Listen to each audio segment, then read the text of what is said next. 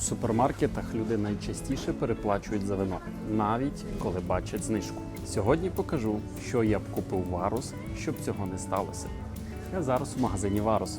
Тут зараз багато акцій на вино. Як завжди, я дивлюся тільки на ті позиції, де є знижка, тому що моя задача – зекономити вам час і гроші, які ви бажаєте витратити на вино.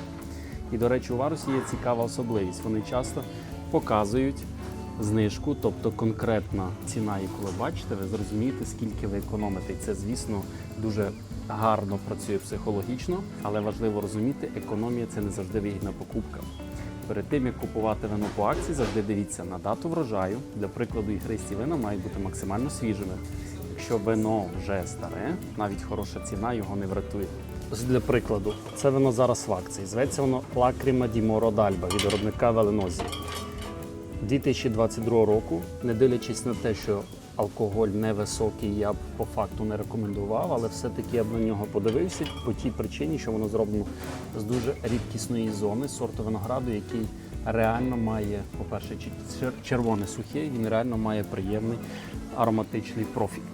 І за рахунок цього заслуговує уваги, тому що ви знайдете його не в кожному магазині. Але це один із тих прикладів, де акція, як то кажуть, причина купувати, але це не зовсім так, тому що інколи навіть причина може бути недостатня для того, щоб ви були задоволені тим, що купили, тому що акція не є основою всього.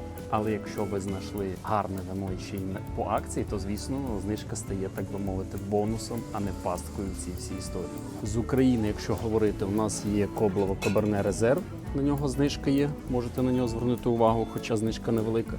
Якщо для вас важливо готуватися до пасхального дня, то маєте Кагор. Я його не куштував від виробника Болград, але на нього також є наразі знижка. З напівсолодкого з України є Оріанда за 75 гривень. І якщо говорити про сухе, то 135 гривень Каберне Савіньон також від Оріанда. Скажу вам, що не дивлячись на те, що рік назад воно коштувало на $1 дешевше, якість його була досить гідна, що стосується цієї цінової категорії. По Грузії тут можливо тільки дивитися різного формату напівсолодкі вина, їх досить багато, але знову ж таки півсолодкі вина це не завжди ті, які я б рекомендував для споживання по чій причині, що вони гарно пасують до десерту. З білого серед тих, що вартує уваги, це рислінг категорії Трокен 24-го року. Це зона Пфальц у нас 239 гривень. Якби це був не рислінг, то я б не рекомендував, тому що 24-й рік для такого досить простого вина 12 алкоголю це вже досить немалий термін, тому що є багато вин 24-го року, але, на жаль, про них ми не можемо говорити. Одне із дійсно з тих, яких заслуговує уваги, тут досить гарний приклад. Зверніть увагу, один і той самий виробник Rosso Verona і Appassimento, і то з регіону Венето. Одне в акції 439 гривень, друге 319. Що я роблю для того, щоб впевнитись? Я розумію, по-перше, що тут візуалізація є сургуч вино, тобто більш дорожчої цінової категорії. Але я дивлюся на одну складову, яка для вас є безцінною підсказкою. 13% алкоголю, 20-й рік, а тут у нас 14% алкоголю, 23-й рік. Тобто історія така, що якщо ви хочете зараз насолодитися цим вином, то, звісно, купляйте це, тому що воно максимально зріле. А якщо хочете максимально високу якість і скуштувати його, для прикладу, через якихось 2-3 роки, то буде якраз доречно більше купити саме Appassimento. Тим паче воно буде реально суттєво дешевше. Також вартує ще звернути увагу на дуже простеньку позицію з однієї сторони, тому що вона всього 189 гривень, але головна фішка цього вина – це, звісно, сам сорт винограду Montepulciano d'Abruzzo. Всього 12,5% алкоголю. І якщо, як то кажуть, дуже просте червоне італійське вино ви шукаєте, то це той варіант, який буде більш ефектним, для прикладу, ніж той же італієць сорту винограду Негро Амаро за 209 гривень, тому що по кондиціям вони дуже близькі, але навіть Монтепульчано краще, але це вино дорожче. Друга позиція, яку б я точно купив, я її точно покладу собі в кошик, це є Côte d'Iron від виробника Passion Terroir, 279 гривень, 23-го року врожаю, а його головний секрет – це 14,5% алкоголю. Саме це йому дозволяє бути тим достатньо концентрованим, потужним, тим, яким ви дійсно зрозумієте його в смаку. Це якраз те, що не є його сильна сторона. Якби в нього було менший відсоток алкоголю, то воно зрівнюється з усім іншим портфоліо, яке ми тут бачимо. Також, якщо ви любитель білого, то у нас є шардоне від Луї Дюбуа з 389 гривень. Чому саме це шардоне? Тому що 13% алкоголю. Хоча, повторюсь, якщо ви любите, для прикладу, шардоне, то ви можете звернути увагу в тому числі на австралійське.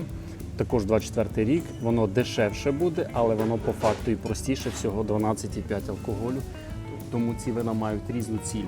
Те, що дешевше, простіше, воно насправді просто більш питке, і в літню пору року, коли ви переслідуєте втамування з Праги, воно буде доречним. Це вино від француза Луї Дюбуа. Воно буде дійсно більш ефектним з точки зору ароматики, в тому числі може довше зберігатися. Таким чином ви отримаєте, окрім смаку вина, ще певну емоцію. Також покажу вам позицію, які би дійсно не взяв. Для прикладу, каліфорнійський Eagle Creek, рожевий розе, 239 гривень. Чому? Тому що навіть не дивлячись на те, що тут я не бачу року врожаю, я бачу по кольоровій гамі, що він не є свіженький, тобто він не є 25-го року. А отже, це перша причина, яка мені трактує, що навіть купивши по акції, я отримаю незадоволення. Чому? Тому що рожеве вино – це як багет, він має бути спожитий в дуже короткий термін часу. Єдине виключення я б зробив, не дивлячись на те, що і тут кольорова гама мені підказує, що це вино є не 25-го року, але воно є безалкогольне. Тому для водіїв, у всіх розуміннях цього слова, ви можете обирати і отримати максимум насолоди. Також іще одразу тут я бачу, є гарна позиція від Деніс Марша. Чому її гарність? Тому що це, по-перше, регіон Лагедок-Русільйон. Це в нас сорт винограду Каберне Савіньйон 23-го року. Звісно, дуже гарна ціна, 179 гривень і 13,5% алкоголю. Тобто, якщо ви хочете реально бюджетну позицію в магазині Варус, то серед червоних сухих це гідний приклад для того, щоб скуштувати. Ну і, як то кажуть, якщо ви хочете все-таки біле, то є шардоне французьке 12,5 алкоголю за 229 гривень. І тут, до речі, звісно, стане питання, а що таке взяти Австралію 12,5 або Францію? Я би зупинив свій вибір на Австралії. В кліматі і кислотність по факту буде трохи менше в Австралії, а отже воно буде більш округліше, але знову ж таки, це якщо ви хочете його поєднувати з травами. Якщо ви хочете просто тамувати спрагу в літній період, питке, то француз буде більш доречним. Якщо ви любитель чогось солоденького, то чилійська фронтера, вона продовжує дивувати. Вона на ринку, напевно, найстаріший бренд з Чилі, який присутній 20 чимось років.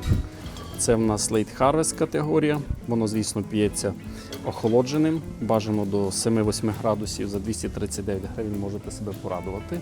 Ну і якщо переходимо на ігристі, то в нас тут є Contessa di Castiglione Brut 289 гривень.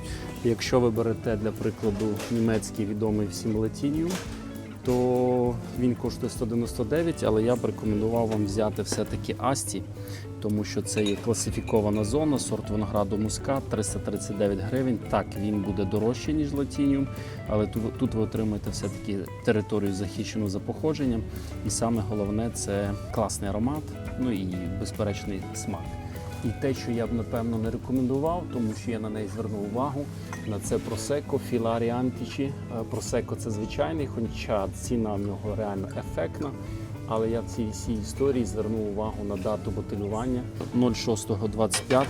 Приблизно в цей період воно було бутильоване. Це значить, що врожай 24-го року, а вино ви купляєте 26-му. Вино категорії Prosecco – це те вино, яке потребує максимально швидкої реалізації. Отже, ви купляєте одразу, якщо порівняємо з багетом, ви купляєте не свіжий багет, хоч він і за гарну ціну, але, як то кажуть, лоску від того смаку, аромату багету ви, звісно, не отримаєте. Тому, коли купляєте ігристі вина, звертайте увагу, тому що в методі Шарма Мартінотті це є важлива складова. Якщо це класичний метод шампанізації, для прикладу, як у нас є Артемівське за 239 гривень напівсолодке, звісно, тут це менш впливає на якісь його складові, але знову ж таки, мені важко уявити, хто наразі п'є чи класичний метод саме напівсолодкий. Якби це був брют, або максимум там напівсухий, ще окей, але напівсолодке за 239 гривень краще все-таки взяти Асті або насправді того ж Латініума з Німеччини, тому що вони справді створені для цього. З вами був Віталій Ковач, підписуйтесь на канал, пишіть в коментарях, яке ефектне вино ви знайшли в магазині Варус. Ну і запрошую ваш кол-сомельє. Пока-пока.